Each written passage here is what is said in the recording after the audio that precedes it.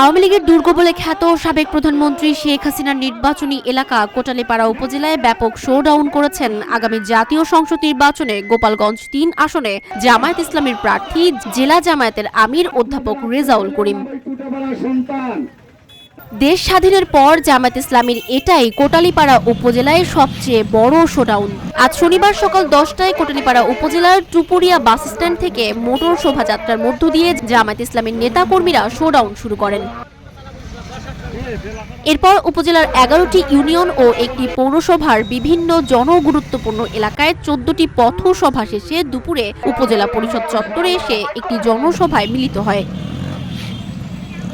এ সময় জেলা জামায়াতের আমির ও গোপালগঞ্জ ৩ আসনে জামায়াত ইসলামীর প্রার্থী অধ্যাপক রেজাউল করিম, সেক্রেটারি জেনারেল আল মাসুদ খান, কোটালীপাড়া জামায়াতের আমির গাজী সোলাইমান, নায়েবে আমির মিজানুর রহমান হাওলাদার, সেক্রেটারি জেনারেল মাওলানা ফরিদ উদ্দিন মাসুদ, কোটালীপাড়া পৌর জামায়াতের সভাপতি মনসুর আহমেদ, সাধারণ সম্পাদক আক্তার দারিয়া বক্তব্য রাখেন।